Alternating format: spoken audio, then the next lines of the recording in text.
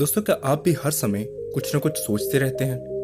क्या आपके दिमाग में भी हर वक्त कोई ना कोई विचार घूमता रहता है, जिसकी वजह से आपका दिमाग हमेशा भारी रहता है और आपको रात को अच्छे से नींद भी नहीं आ पाती? क्या आप भी जब कुछ नया करने की कोशिश करते हैं तो आपके दिमाग में पहले ही कई तरह के नकारात्मक विचार आने लगते हैं? या आप एक ऐसे व्यक्ति हैं जो हर समय ये सोचता रहता है कि लोग मेरे बारे में क्या सोचेंगे? अगर इनमें से किसी भी सवाल का जवाब हाँ है, तो शायद आप भी बहुत ज्यादा ओवर थिंकिंग करते हैं।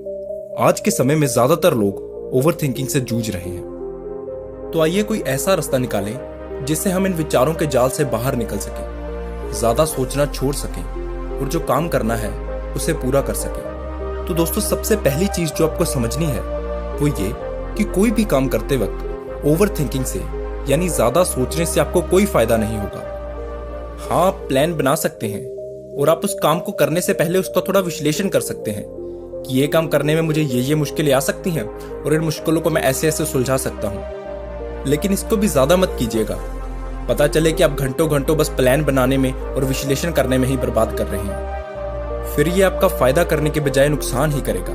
तो इसलिए आपको सबसे पहली चीज ये समझनी होगी कि ओवर थिंकिंग आपका फायदा नहीं, उल्टा नुकसान ही करती है। और दोस्तों, दूसरी चीज जो आप इस ओवर थिंकिंग से छुटकारा पाने के लिए कर सकते हैं वो है वर्तमान में रहना। यानी आप जो काम कर रहे हैं आपका ध्यान पूरी तरह से उस काम में होना चाहिए। मुझे पता है कि ये बोलने में जितना आसान है करने में उतना ही मुश्किल, लेकिन आप घबराइए मत। भगवान बुद्ध ने हमें ऐसे कई तरीके बताए हैं जिनसे हम वर्तमान समय में रह सकते हैं, जिनमें से एक है अपनी सांसों पर ध्यान लगाना। जब आप अपना ध्यान सांसों को लेने और छोड़ने पर लेकर जाते हैं तो आपका मन चाहे कहीं भी भटक रहा हो, वो एकदम से वर्तमान समय में आ जाता है। अगर नहीं यकीन तो अभी करके देख लीजिए। अपना ध्यान अपनी सांसों के ऊपर लेकर जाइए, अपनी सांसों को महसूस कीजिए।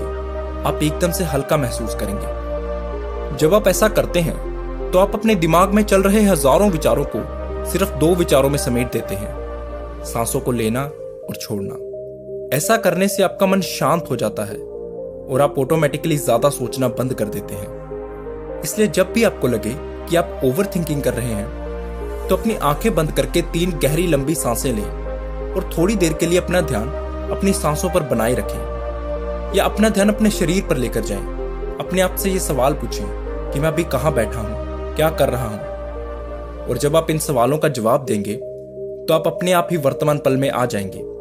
और जब आप वर्तमान पल में होंगे तो आपका मन शांत हो जाएगा और ओवर थिंकिंग बंद हो जाएगी। दोस्तों, एक कहावत है जिसके मुताबिक अगर आप दुखी हैं तो आपका मन अतीत में है, अगर आप चिंतित हैं तो आपका मन भविष्य में है, लेकिन अगर आप शांत और स्थिर हैं तो आपका मन वर्तमान में है। इसलिए वर्तमान में रहना शुरू कीजिए, ओवर थिंकिंग अपने आप ही बंद हो जाएगी। और दोस्तों, एक और चीज जिसकी वजह से ज्यादातर लोग ओवर थिंकिंग करते हैं वो है हमेशा अपने मन में सोचते रहना, क्या होगा अगर ऐसा हो गया, क्या होगा अगर ऐसा ना हुआ, क्या होगा अगर मैंने जो कुछ भी किया है वो गलत हो गया। लोग हमेशा बुरे से बुरा जो हो सकता है उसके बारे में सोचते रहते हैं। अगर आप भी ऐसा करते हैं तो एक काम कीजिए, अगली बार जब भी आपके मन में ये सवाल आए कि क्या हो अगर ऐसा हो गया, क्या हो अगर वैसा हो गया, तो अपने आप से सिर्फ ये सवाल पूछिएगा कि क्या हो अगर जो भी मैंने किया है सब कुछ सही हो, क्या हो अगर सब कुछ जैसा मैंने सोचा है वैसा ही हो।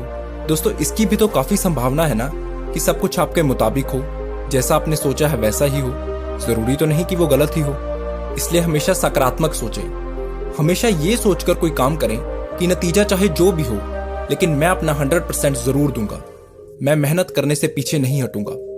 हमेशा ये सोचकर काम शुरू करें और रिस्क लें, क्योंकि रिस्क लिए बिना आप जिंदगी में सफल नहीं हो सकते।